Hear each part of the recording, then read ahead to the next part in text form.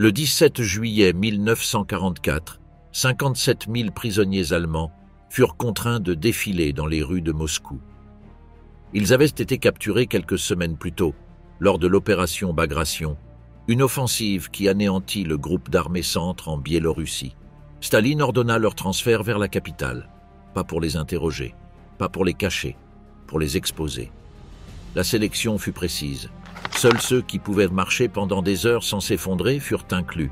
Les officiers à l'avant, les soldats derrière, certains avec des insignes intacts, d'autres avec les mêmes uniformes dans lesquels ils avaient été capturés, sales, déchirés, sans soins médicaux. Ils marchèrent en silence, sans escorte visible, pendant près de 8 heures. Le trajet fut minutieusement planifié. À la fin, des véhicules municipaux nettoyèrent les rues qu'ils avaient traversées. Ce ne fut pas une cérémonie, ce fut une opération psychologique, un message interne et externe. Pourquoi Staline organisa-t-il ce défilé? Que cherchait-il à démontrer? Et quel destin attendait ces 57 000 hommes après la marche? Opération Bagration, le jour où le front oriental s'effondra. Le 22 juin 1944, exactement 3 ans après le début de l'opération Barbarossa, l'armée rouge lança l'opération Bagration contre les positions allemandes en Biélorussie. Cette offensive, minutieusement planifiée, allait devenir l'opération la plus dévastatrice contre les forces allemandes sur le front de l'Est et poserait les bases de la défaite éventuelle du Troisième Reich. Au printemps 1944, le groupe d'armées centre-allemand, sous le commandement du maréchal de campagne Ernst Busch, occupait une position stratégique sur le territoire soviétique. Cette formation avait résisté à de nombreuses attaques soviétiques depuis 1941 et les Allemands croyaient en leur capacité à continuer de le faire. Le haut commandement allemand commettra une erreur stratégique majeure en prévoyant que la prochaine grande offensive soviétique se déroulerait en Ukraine et non en Biélorussie. Cette évaluation erronée conduisit Hitler à ordonner le déplacement de divisions blindées et de réserves stratégiques vers le sud, laissant ainsi le groupe d'armées centre considérablement affaibli. Pendant ce temps, l'armée rouge concentra en secret des forces impressionnantes, plus de 2 millions de soldats, 6 000 tanks, 30 000 pièces d'artillerie et 5 000 avions. L'état-major soviétique mit en place des mesures de diversion militaire, maskirovka, incluant des mouvements nocturnes, de faux déploiements en Ukraine et un silence radio absolu. Le général Georgi Zhukov coordonna l'offensive avec précision. 4 fronts d'armée formèrent un semi-cercle autour des positions allemandes. La stratégie n'envisageait pas seulement de vaincre l'ennemi, mais de l'anéantir complètement. L'opération commença par un intense bombardement d'artillerie. Des milliers de pièces d'artillerie et de lance-roquettes Katyusha attaquèrent simultanément les défenses allemandes. Ce bombardement systématique permit à l'infanterie soviétique d'avancer vers des positions ennemies déjà affaiblies. Les lignes de communication allemandes furent rapidement rompues, isolant les unités de première ligne de leurs quartiers généraux. De nombreuses positions défensives, occupées par des soldats inexpérimentés après des années de guerre d'usure, furent encerclées avant même que l'ampleur de l'attaque ne soit comprise. Les forces blindées soviétiques exploitèrent ces brèches efficacement, pénétrant en profondeur et encerclant des formations allemandes entières. Vitebsk, point clé des défenses allemandes, tomba en quelques jours.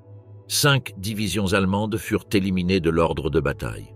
Ce schéma se répéta sur tout le front, alors que les forces soviétiques avançaient à une vitesse inhabituelle. Les commandants allemands demandèrent l'autorisation de se retirer vers des positions plus défendables, mais Hitler ordonna de maintenir chaque position jusqu'au dernier homme, transformant ce qui aurait pu être une retraite organisée en une débandade catastrophique. Début juillet, l'avancée soviétique avait atteint une profondeur inattendue. Minsk, la capitale de la Biélorussie, considérée comme une ville-forteresse, fut capturée le 3 juillet. Plus de 100 000 soldats allemands se retrouvèrent piégés dans une grande poche à l'est de la ville. Les pertes matérielles furent énormes. Les photographies de reconnaissance montraient de longues colonnes de véhicules détruits sur les routes biélorusses. La rapidité de l'avancée soviétique empêcha des évacuations efficaces, entraînant l'abandon de grandes quantités d'équipements. Les pertes humaines furent encore plus significatives. Des 38 divisions composant le groupe d'armées centre au début de l'été, 28 furent complètement détruites et le reste devint hors d'état de combattre. Le maréchal de campagne Busch fut relevé de son commandement et remplacé par le maréchal de campagne Model, connu pour sa capacité à stabiliser les situations critiques, mais même lui ne put inverser la situation. La défaite produisit un effondrement organisationnel et psychologique sans précédent. Des officiers allemands survivants décrivirent une désintégration totale de la structure de commandement. Les troupes fuyaient sans ordre, abandonnant des positions et des camarades blessés. Certaines unités, complètement isolées, se rendaient en masse. Pour le commandement soviétique, Bagration dépassa toutes les attentes. En 5 semaines, l'armée rouge avança de 450 km, libérant toute la Biélorussie et une partie de la Pologne orientale. La ligne de front se déplaça de l'intérieur de la Russie jusqu'aux frontières de la Prusse orientale. Plus importante encore, l'opération détruisit définitivement le mythe de l'invincibilité allemande. Les conséquences stratégiques s'étendirent à d'autres fronts. Hitler fut contraint de transférer des divisions depuis d'autres théâtres, y compris la France, où les Alliés avaient débarqué en Normandie. Ce affaiblissement des défenses à l'ouest accéléra l'avancée alliée. L'Allemagne faisait désormais face à une guerre sur 2 fronts, sans réserve stratégique suffisante. Plus de 160 000 soldats allemands furent capturés, dont 19 généraux. Parmi ces prisonniers, 57 000 furent sélectionnés pour un objectif spécifique, participer à un défilé dans les rues de Moscou qui démontrerait visuellement la défaite allemande. Tandis que l'armée rouge poursuivait son avancée vers l'ouest, des colonnes de prisonniers marchaient dans la direction opposée. Ils traversaient des villages et des villes qu'ils avaient occupés auparavant, désormais en captivité devant les yeux de la population soviétique. Pour ces citoyens, la vue de soldats allemands vaincus apportait la première preuve tangible du changement dans la fortune de la guerre. Les prisonniers ignoraient que Staline leur avait conçu un objectif spécial. Le leader soviétique inverserait le rêve d'Hitler de défiler victorieusement à Moscou, le transformant en une marche de la défaite qui resterait gravée dans la mémoire historique. La vengeance de Staline, quand le rêve d'Hitler s'est transformé en ruine. En été 1941, alors que les tanks allemands franchissaient les frontières soviétiques, Adolf Hitler imaginait sa victoire définitive. Un défilé victorieux sur la place rouge de Moscou. Les officiers allemands discutaient informellement des unités qui ouvriraient la procession et des bâtiments soviétiques qui arboreraient des drapeaux nazis. Hitler lui-même prévoyait d'observer ce spectacle en personne depuis le haut du mausolée de Lénine. 3 ans plus tard, alors que l'armée rouge détruisait le groupe d'armées centre en Biélorussie, Joseph Staline se souvenait de ses aspirations allemandes.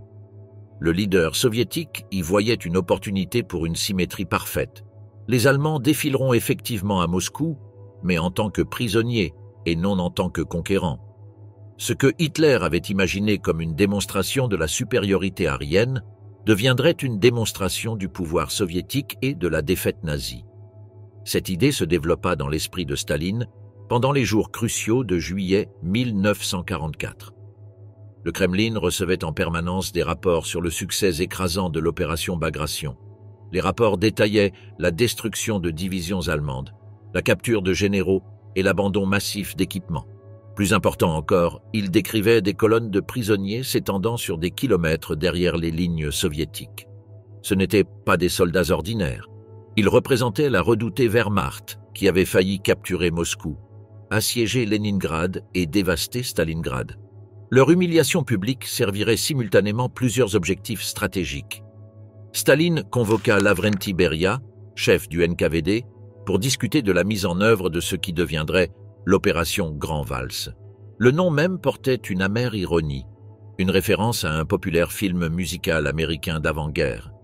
Là où le film montrait l'élégante aristocratie viennoise, cette opération exhiberait des Allemands vaincus marchant dans des rues hostiles. Le moment était particulièrement opportun. Le 20 juillet 1944, un groupe d'officiers allemands dirigé par le colonel Klaus von Stauffenberg tenta d'assassiner Hitler dans son quartier général en Prusse orientale.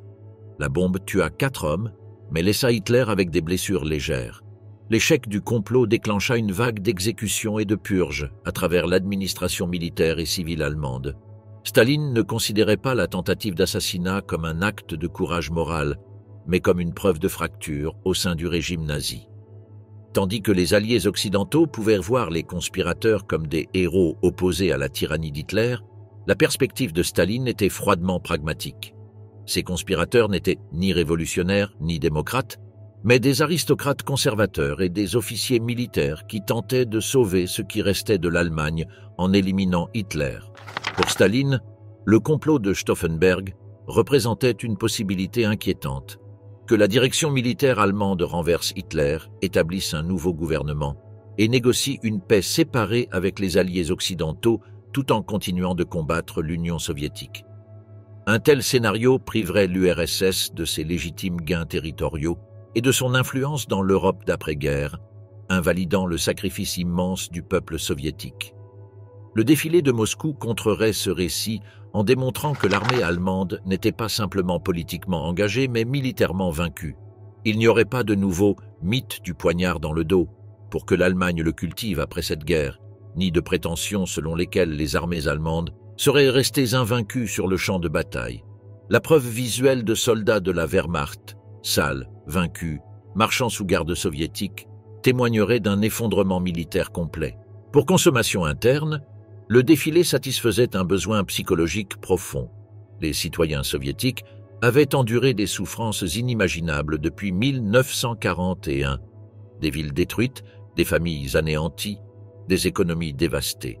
La vision des ennemis capturés fournirait une preuve tangible que le sacrifice menait à la victoire, que la résistance soviétique avait surmonté l'agression allemande. Elle transformerait les rapports militaires abstraits en une réalité visible.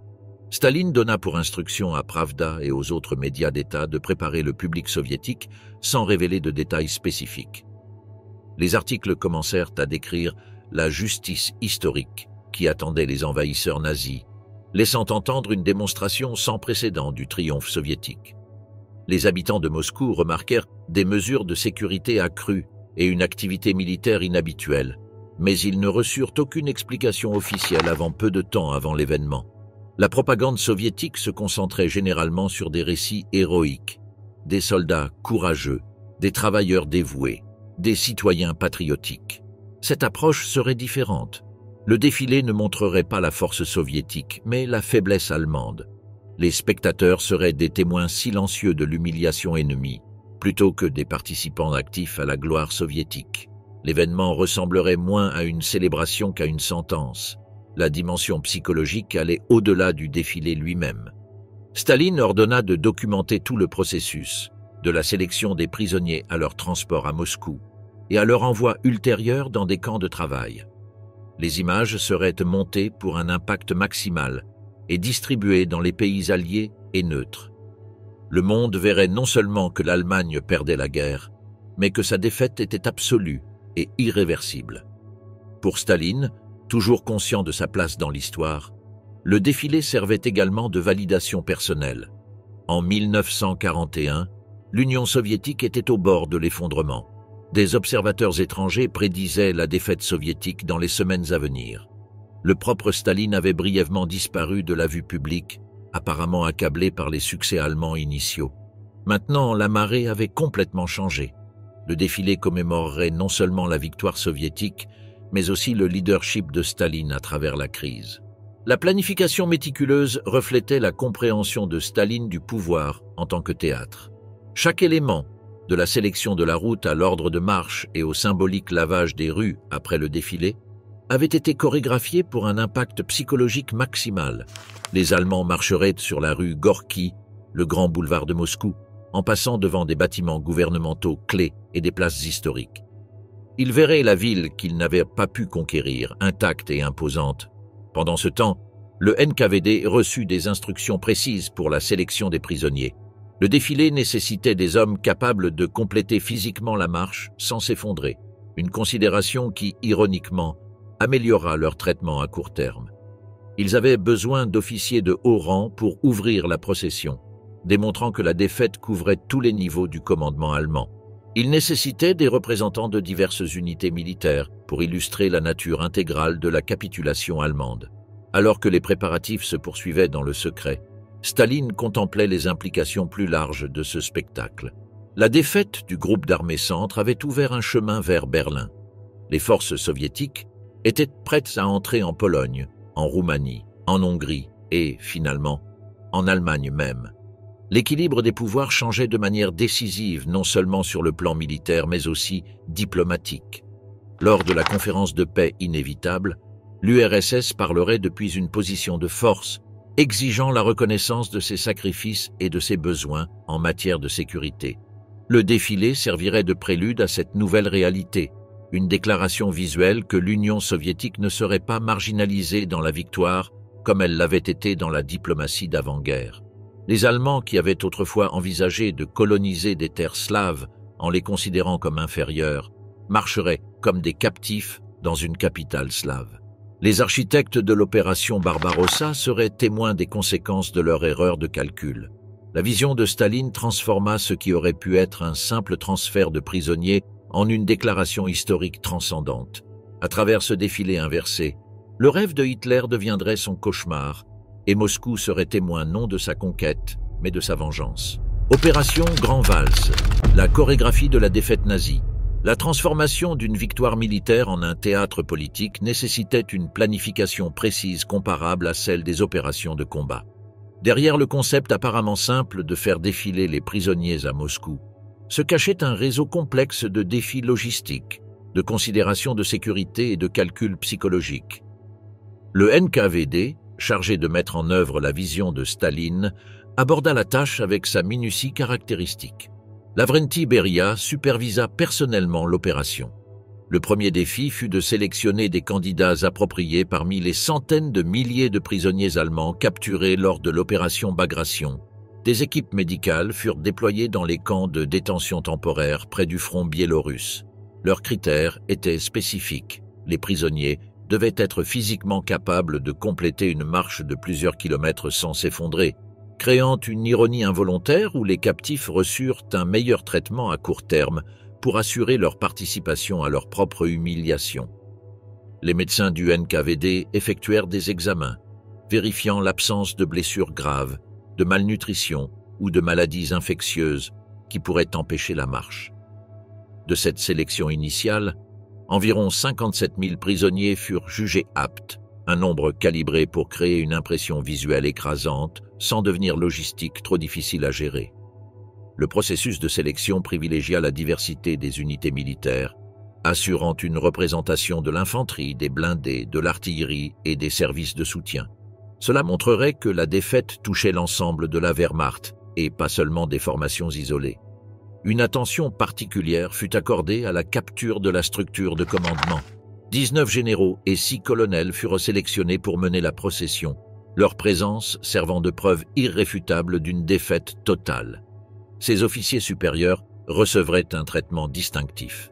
Ils marcheraient avec des uniformes propres, leurs médailles et insignes intacts, mettant en évidence leur ancien statut en contraste marqué avec leurs circonstances actuelles.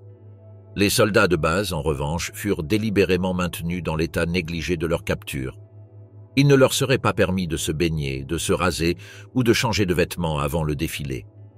Leur apparence, sale, non rasée, en uniforme déchiré et avec des chaussures improvisées, renforcerait visuellement les récits soviétiques sur la dégradation de l'ex-armée allemande, autrefois puissante. Le transport représenta le suivant grand défi. Déplacer 57 000 hommes depuis les zones de détention en première ligne jusqu'à Moscou nécessita une planification minutieuse. Entre le 14 et le 16 juillet 1944, des dizaines de trains partirent des points de collecte près de Minsk et d'autres villes biélorusses. Chaque transport transportait environ 1500 prisonniers entassés dans des wagons à bestiaux. Le voyage dura entre 24 et 48 heures, avec un minimum d'eau et des rations de base fournies. À leur arrivée à Moscou, les prisonniers furent transférés dans 3 installations principales: le stade Dynamo, l'hippodrome central de Moscou et le camp du régiment de cavalerie de la division Dzerzhinsky. Ces sites s'offraient à la fois une sécurité adéquate et une proximité avec le trajet prévu pour le défilé. Là, les prisonniers furent organisés en colonnes de marche de 600 hommes exactement, avec 20 soldats par rang, des dimensions calculées pour maximiser l'impact visuel tout en maintenant le contrôle. Les préoccupations de sécurité ont dominé les discussions de planification du NKVD. Le défilé présentait de multiples risques: tentatives d'évasion des prisonniers, réactions violentes des civils envers les prisonniers allemands, voire attaque des procédures par des sympathisants allemands restants. La solution combinait des mesures de sécurité visibles et invisibles. Apparemment, des officiers du NKVD montés avec des sabres dégainés escorteraient les colonnes, leur nombre réduit projetant une confiance soviétique tout en maintenant un contrôle psychologique. Derrière ce périmètre de sécurité visible se trouvait un appareil bien plus intégral. Plus de 12 000 officiers du NKVD en civil se sont positionnés le long de la route et parmi la foule. Des troupes régulières de l'armée ont établi des barrages aux intersections clés et sur les routes potentielles d'évasion. Des tireurs d'élite placés sur les toits surveillaient l'ensemble de la procession. Les autorités civiles de Moscou ont reçu l'instruction de signaler immédiatement tout comportement suspect. L'itinéraire du défilé a été sélectionné pour un impact psychologique maximal. Commençant à différents points de départ, les deux contingents principaux passeraient par le centre de Moscou, suivant des itinéraires conçus pour souligner la grandeur de la ville et son état intact, sans bombardement. L'itinéraire principal suivait la route de Leningrad jusqu'à la rue Gorki, passant par la place Mayakovsky avant de culminer à la station Kourskaya. L'itinéraire secondaire traversait l'anneau de jardin jusqu'à la station Kanachikovskaya. Le temps a été calculé avec précision. Le défilé commencerait à 11 h le 17 juillet, lorsque la lumière du soleil offrirait une visibilité optimale et des conditions photographiques. Le rythme a été délibérément lent, environ 2 km par heure, prolongeant l'exposition des prisonniers à la vue publique. L'heure de fin prévue a été fixée à 19 h, créant un spectacle d'une journée entière sur la défaite allemande. Une caractéristique logistique distinctive est apparue dans la planification post-défilé. Des camions-citernes municipaux ont été programmés pour suivre les derniers prisonniers, lavant symboliquement les rues. Ce geste théâtral, nettoyant Moscou de la présence allemande, portait un symbolisme puissant que la propagande soviétique mettrait en valeur dans la couverture suivante. Les exigences de documentation ont ajouté une autre dimension aux préparatifs. Les positions de caméras ont été explorées plusieurs jours avant, avec des plateformes construites à des points d'observation clés. Les cinéastes soviétiques ont reçu des instructions spécifiques pour capturer à la fois les visages allemands et les réactions civiles. Des caméras fixes documenteraient l'échelle générale tandis que des unités mobiles suivraient la procession pour capturer des détails en gros plan. La presse soviétique a reçu des instructions précises concernant la couverture. Les titres et la terminologie ont été standardisés. Des expressions comme « les armées vaincues de Hitler » et l'invasion qui a échoué apparaissaient systématiquement dans toutes les publications. La narration mettait en avant la justice historique plus que la vengeance, la conséquence inévitable de l'agression plutôt que la rétribution soviétique. À l'approche du 17 juillet, les préparatifs finaux se sont accélérés. Les prisonniers ont reçu leur dernier repas, une portion calculée de pain et de bouillie, conçue pour fournir suffisamment d'énergie pour marcher sans améliorer leur apparence. Les leaders des colonnes ont reçu des instructions finales pour maintenir la formation et le rythme. Les forces de sécurité ont effectué des inspections finales de l'itinéraire, éliminant les obstacles potentiels et vérifiant les plans de contingence. À l'aube du 17 juillet 1944, l'opération Grandvals était prête à être exécutée. Ce qui semblait, pour les observateurs étrangers, être une simple démonstration d'ennemis capturés dissimulait des mois de préparation, des milliers de personnels et des arrangements logistiques complexes. Le leadership soviétique n'avait pas conçu simplement un défilé, mais une arme psychologique soigneusement chorégraphiée. Le défilé des vaincus, 17 juillet 1944, honte sur la place rouge. Le 17 juillet 1944, le temps était clair à Moscou. À 8 heures, un silence inhabituel s'était installé dans les quartiers le long de la route de Leningrad et de la rue Gorki. Les habitants se dirigeaient vers des points d'observation prédéfinis, certains portant de jeunes enfants sur leurs épaules, d'autres s'installant aux fenêtres des bâtiments donnant sur le parcours. La police militaire était positionnée aux intersections, redirigeant la circulation habituelle et établissant des périmètres. Au hippodrome de Moscou, les protagonistes du jour se regroupaient sous une surveillance étroite. 19 généraux allemands et 6 colonels formaient une seule ligne, leurs uniformes propres, leurs médailles et insignes polis. Derrière eux s'étendaient colonne après colonne de soldats de rang et d'officiers subalternes, environ 42 000 dans le contingent principal, disposés en formation de 20 hommes de large. Leur apparence contrastait nettement avec celle de leur commandant, visage non rasé, uniforme déchiré, chaussures improvisées, membres bandés et regards perdus, caractéristiques des vaincus. Un deuxième contingent d'environ 15 000 prisonniers se rassemblait simultanément sur la place Mayakovsky, désigné pour suivre le cercle des jardins. Ensemble, ces 57 000 hommes constituaient la plus grande exhibition de forces ennemies capturées dans l'histoire militaire moderne. À 11 heures précises, le colonel général Pavel Artemiev, commandant du district militaire de Moscou, donna le signal. Le défilé commença dans un silence surréaliste qui le distinguait des traditionnelles démonstrations militaires soviétiques. Aucune musique martiale ne accompagnait les marcheurs, aucun commentateur ne narra leur passage, aucun avion n'effectuait de démonstrations aériennes. Les seuls sons étaient ceux des bottes sur les pavés, des toux occasionnels et le murmure ambiant de dizaines de milliers de spectateurs maintenant, un silence collectif et discipliné. Les généraux ouvraient la procession, leurs visages révélant diverses réactions à leurs circonstances. Certains maintenaient une posture militaire rigide, d'autres montraient de la haine sans dissimulation. Quelques-uns présentaient des signes de collapsus physique ou psychologique. Le lieutenant-général Vincenz Müller, commandant intérimaire du 4e armée allemande capturée à Minsk, marchait la tête haute, son visage une expression impassible. À ses côtés, le major-général Adolf Hamann, ancien commandant de Bobruisk et ex-gouverneur militaire d'Orel, affichait une tension visible dans sa mâchoire serrée et sa démarche rigidement contrôlée. Derrière eux suivait un bloc de plus de 1000 officiers allemands, ordonnés par grade, des colonels aux lieutenants. Leur comportement collectif reflétait une discipline militaire professionnelle, marchant au pas malgré la captivité, maintenant la formation malgré l'épuisement. Cette section du défilé servait de preuve visuelle que la structure de commandement de la Wehrmacht avait échoué à tous les niveaux, de la stratégie au leadership tactique. L'essentiel du défilé était composé de soldats ordinaires, fantassins, membres d'équipages de tanks, artilleurs, opérateurs de communication et personnel de soutien. Ils marchaient en bloc désignés par unité ou lieu de capture.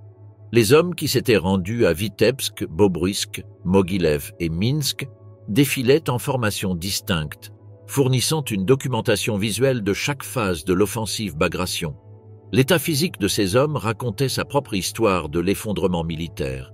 Beaucoup boitaient en raison de blessures non traitées. D'autres montraient des signes de malnutrition après des semaines de siège. Certains portaient des bandages improvisés tachés de sang ou de pus. Leurs uniformes, autrefois symbole de la précision militaire allemande, pendaient en lambeaux ou montraient la boue et la cendre de la reddition sur le champ de bataille. Ce qui était le plus frappant, c'étaient leurs expressions. Les caméramans soviétiques, stratégiquement positionnés le long de la route, capturaient des gros plans de visage qui révélaient l'impact psychologique de la défaite absolue. Certains marchèrent le regard baissé, ne voulant pas croiser les yeux des citoyens soviétiques. D'autres maintenaient des expressions défiantes, mâchoires serrées et regards brûlants de haine non éteinte. Beaucoup montraient le regard vide des hommes dont l'identité militaire s'était effondrée complètement. Pour les prisonniers allemands contraints de marcher dans des rues hostiles, l'expérience marquait un profond tournant psychologique. Le soldat Bernhard Braun, un fantassin de 22 ans capturé près de Minsk, décrirait plus tard « Nous marchions sur les bords de la colonne, regardant les moscovites, et eux nous regardaient. Je me suis demandé « Est-ce que je me sens humilié ?» Probablement pas. Des choses pires se produisent en guerre. Nous étions habitués à obéir aux ordres. Alors pendant que nous marchions dans les rues de Moscou, nous obéissions simplement aux ordres de nos gardes. Ce détachement émotionnel, un mécanisme de défense psychologique, apparaît dans de nombreux récits de survivants. L'ex-sergent de la Wehrmacht, Karl Schweitzer, se souvenait « Je n'ai ressenti aucune émotion pendant la marche. Mes émotions s'étaient éteintes quelques jours avant, lorsque nous avons été encerclés. J'ai vu Moscou à travers un brouillard. Je voyais des bâtiments, des visages, mais ils semblaient irréels, comme si je marchais dans le cauchemar de quelqu'un d'autre. » Pour d'autres, le défilé fut le moment décisif de confrontation avec la réalité militaire. Le lieutenant Wilhelm Hoffmann, un officier d'artillerie capturé à Bobruisk, écrivit dans un journal qui fut ensuite confisqué. « Aujourd'hui, en marchant dans la capitale ennemie que nous n'avons pas réussi à capturer, J'ai finalement compris ce que beaucoup d'entre nous refusaient de reconnaître. La guerre est perdue. Regardez comment ils nous regardent, pas avec haine, mais avec la tranquille confiance de futurs vainqueurs. La population de Moscou observait cette procession avec une discipline contenue. Il n'y avait pas de cris de joie comme cela pourrait se produire lors de célébrations de victoire. Aucun objet n'était lancé, aucune vague d'émotion vengeresse n'interrompait la procession. Au lieu de cela, la foule maintenait un silence étudié qui multipliait l'impact psychologique du spectacle. Du côté soviétique, les réactions étaient également complexes. Roman Schenko, alors adolescent ayant perdu son père à Stalingrad, se souvenait de la retenue collective. Nous observions les Allemands de très près, dans un silence de pierre. Personne ne disait un mot, ni eux ni nous. C'était comme si nous étudions des spécimens d'un autre monde, ces hommes diminués qui avaient causé tant de souffrances. J'ai cherché des monstres, mais j'ai seulement vu des soldats vaincus. Cette absence de catharsis attendue apparut dans de nombreux récits civils. Ekaterina Mikhailovna, une ouvrière d'usine dont la maison en Ukraine avait été détruite pendant l'occupation allemande, décrivit sa surprise. « Je suis venu en espérant ressentir de la vindication, voire de la haine. Mais à la place, j'ai ressenti quelque chose d'inattendu, une satisfaction vide. Ces hommes rampant dans leurs uniformes sales semblaient pathétiques plutôt que maléfiques. Pour d'autres, le défilé a fourni la clôture émotionnelle recherchée. Dmitri Voronov, un vétéran de l'armée rouge ayant perdu sa jambe lors de la bataille de Moscou en 1941, parcourut la ville avec des béquilles pour assister au spectacle. Quand je les ai vus, surtout les officiers qui avaient planifié notre destruction, quelque chose s'est apaisé dans mon âme. Le cercle était bouclé. Je n'ai ni acclamé ni maudit. J'ai simplement hoché la tête, pensant « c'est la justice ». Les gardes du NKVD responsables d'escorter les prisonniers ont vécu leur propre réaction conflictuelle. Le lieutenant junior Pavel Klimov, affecté à l'escorte montée, écrivit dans une lettre privée « On nous a demandé de garder une attitude parfaitement impassible, sans montrer ni émotion ni faiblesse. Cependant, voir ces anciens envahisseurs ramper dans notre capitale, des hommes qui m'auraient tiré sans hésiter quelques mois auparavant, nécessitait une autodiscipline extraordinaire. Chaque instinct criait à la vengeance personnelle, mais nos ordres étaient de réaliser cette tâche avec un professionnalisme froid. Parmi ces perspectives opposées, surgissaient de rares moments de connexion humaine inattendus. Zinaïda Petrova, une enseignante moscovite dont le frère était mort en défendant Leningrad, se souvenait d'une brève interaction. Un jeune soldat allemand trébucha juste devant moi. Sans réfléchir, je fis un petit geste pour lui indiquer qu'il devait se redresser avant que les gardes ne le remarquent. Il leva les yeux, nos regards se croisèrent brièvement, et quelque chose de tacite passa entre nous, une reconnaissance momentanée de l'humanité partagée au milieu de la haine orchestrée. Puis la colonne avança et il disparut pour toujours. La chorégraphie de la marche créait une procession qui semblait interminable tant pour les participants que pour les spectateurs. Pendant près de 8 heures, les colonnes de prisonniers allemands se sont déplacées à travers les quartiers centraux de Moscou, une manifestation physique de la défaite mesurée non en minutes, mais en heures, non en centaines, mais en dizaines de milliers. Aux intersections clés, des photographes et des caméramans soviétiques capturaient des vues panoramiques de la procession s'étendant sur des kilomètres. Ces images, destinées à une diffusion mondiale, transmettaient l'ampleur des pertes allemandes plus efficacement que n'importe quel télégramme ou reportage radiophonique. Le trajet lui-même intensifiait l'humiliation symbolique.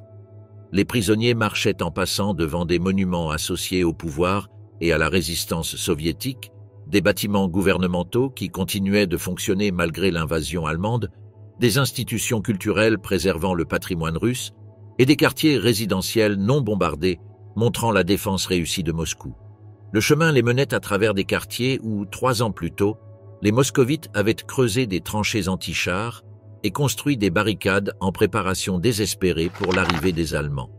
La sécurité restait presque invisible, bien qu'omniprésente. Des officiers montés du NKVD avec des sabres dégainés fournissaient la seule escorte évidente, maintenant une proportion d'environ 1 garde pour 100 prisonniers.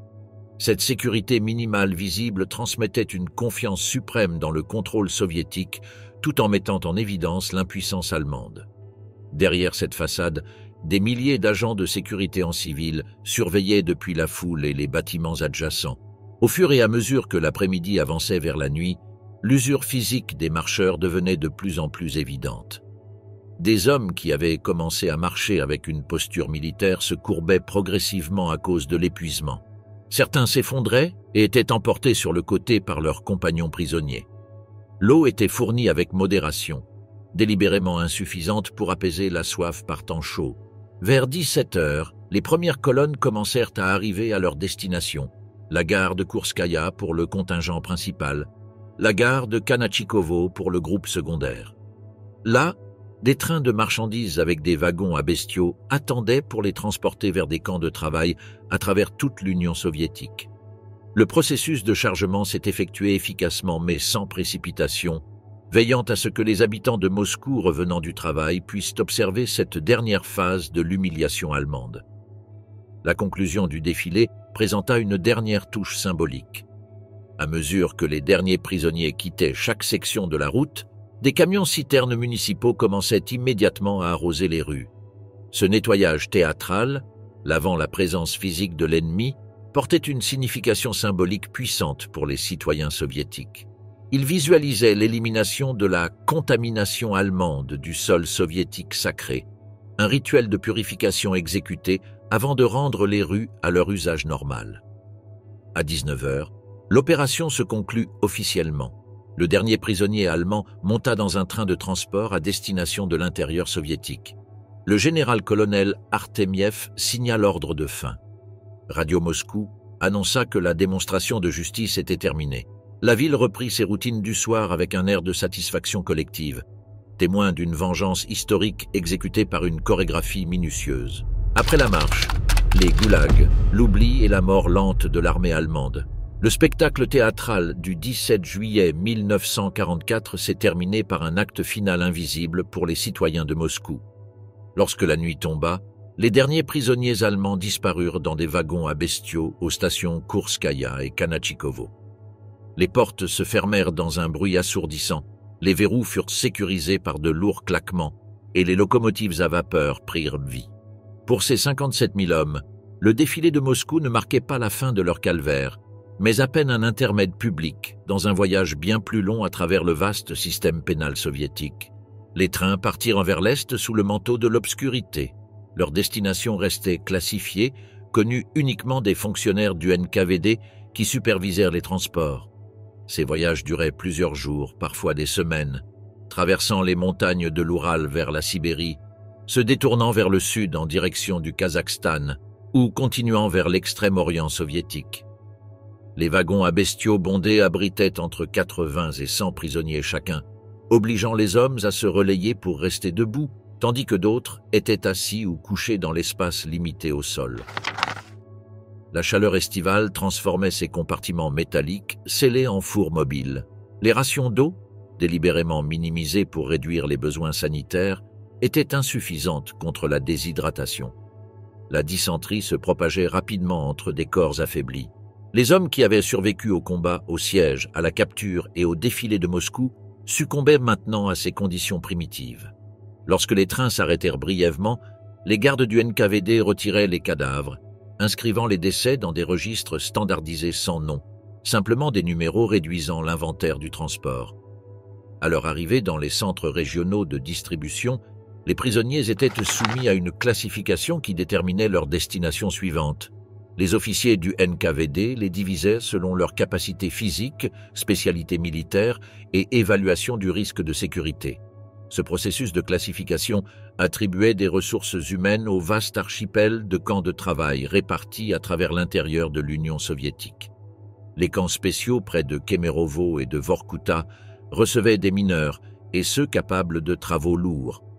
Des anciens mécaniciens, ingénieurs et techniciens qualifiés se retrouvaient affectés à des installations industrielles à Magnitogorsk, Tcheliabinsk et Norilsk. Des spécialistes agricoles étaient envoyés dans des fermes collectives au Kazakhstan et dans le sud de l'Oural. Les officiers jugés détenant des renseignements précieux faisaient face à des interrogatoires intensifs dans des installations spécialisées près de Moscou avant de rejoindre la population générale des prisonniers. Les 19 généraux qui avaient dirigé le défilé de Moscou recevaient un traitement distinctif.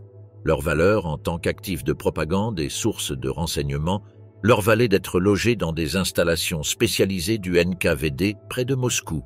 Là, des officiers du renseignement militaire soviétique procédaient à de vastes interrogatoires, extrayant des détails opérationnels sur l'organisation militaire allemande, la technologie et la stratégie.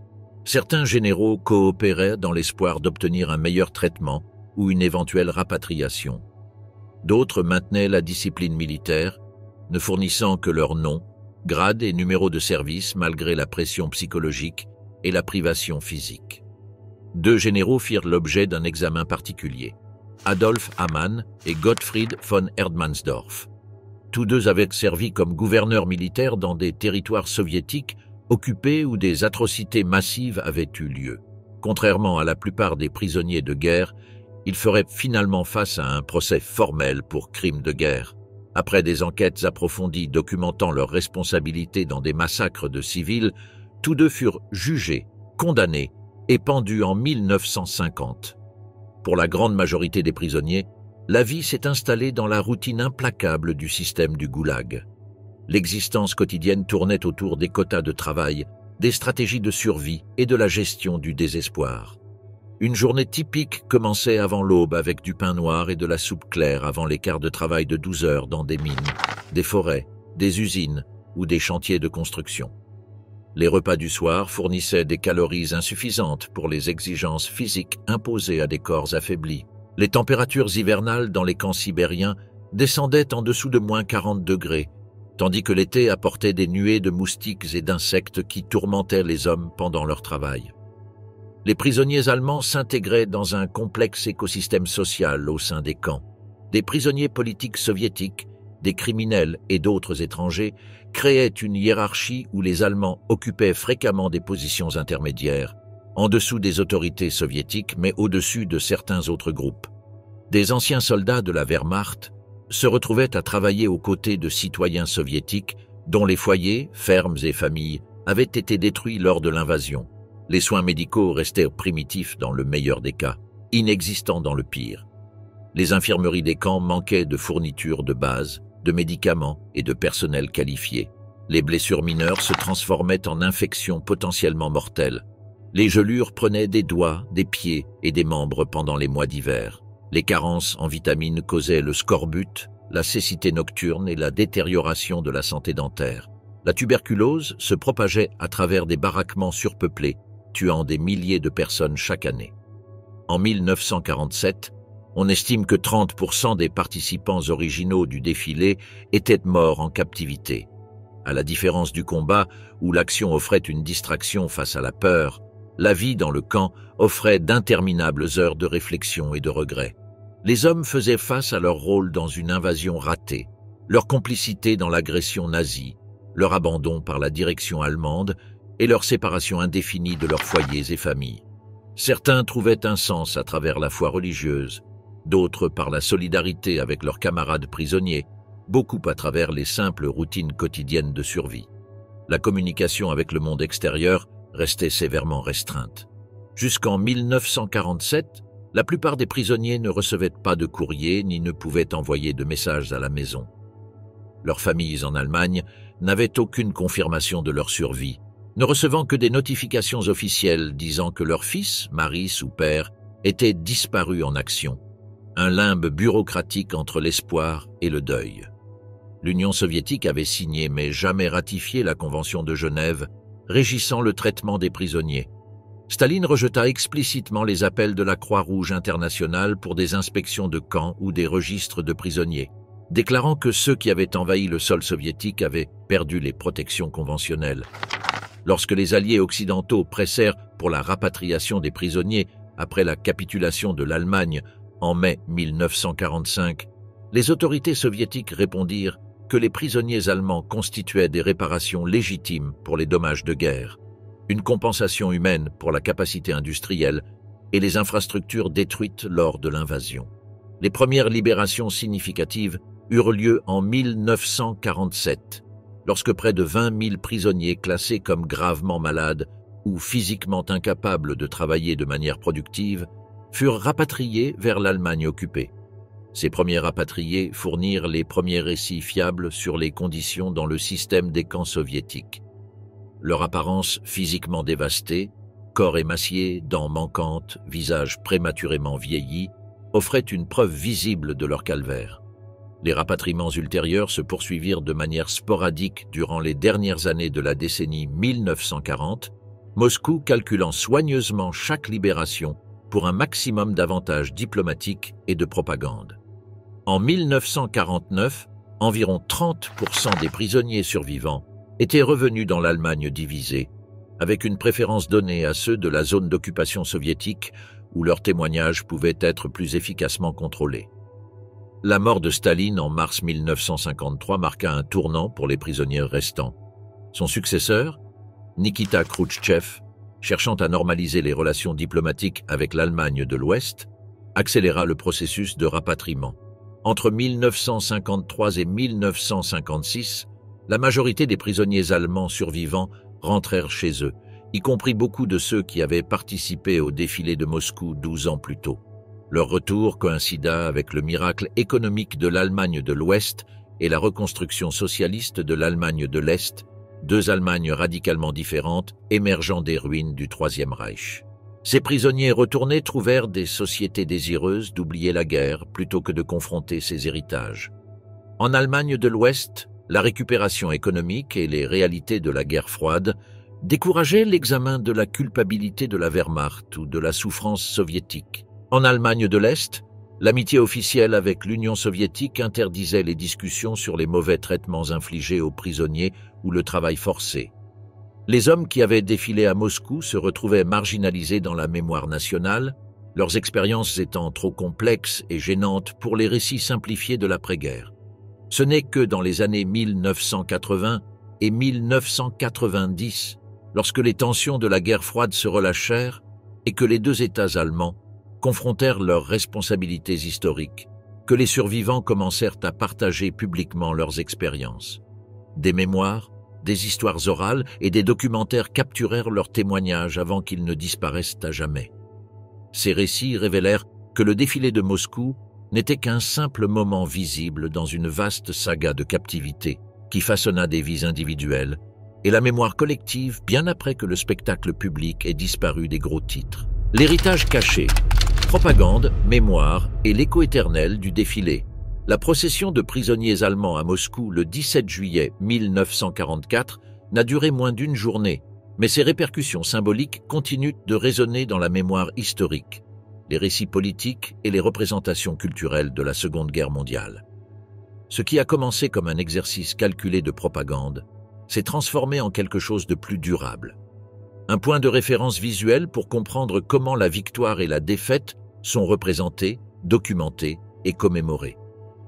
Dans la période immédiate qui a suivi, les autorités soviétiques ont extrait la valeur propagandiste maximale de l'événement. Les images montées des actualités sont apparues dans les cinémas de toute l'URSS en quelques jours, soigneusement séquencées pour mettre en valeur la dégradation allemande et le triomphe soviétique. Pravda a publié une édition spéciale illustrée montrant des prisonniers déguenillés juxtaposés à des citoyens moscovites confiants. Radio Moscou a diffusé des descriptions en plusieurs langues, assurant la prise de conscience mondiale de cette inversion symbolique des ambitions nazies. Le message politique était sans équivoque. L'invincibilité de la Wehrmacht avait été détruite et la victoire soviétique était inévitable.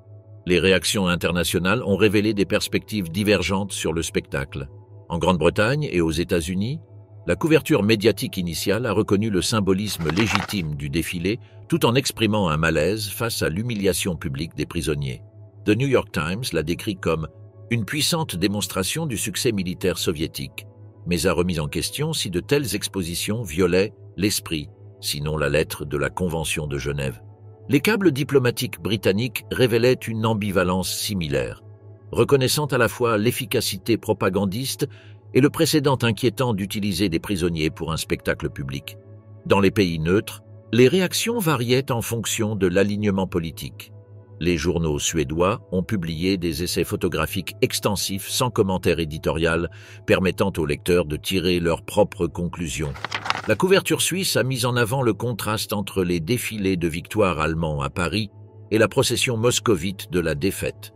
En Argentine et en Espagne, des pays sympathisants des Allemands, les publications ont minimisé ou omis la mention de l'événement, préférant se concentrer sur les opérations de combat en cours plutôt que de reconnaître l'ampleur des pertes allemandes.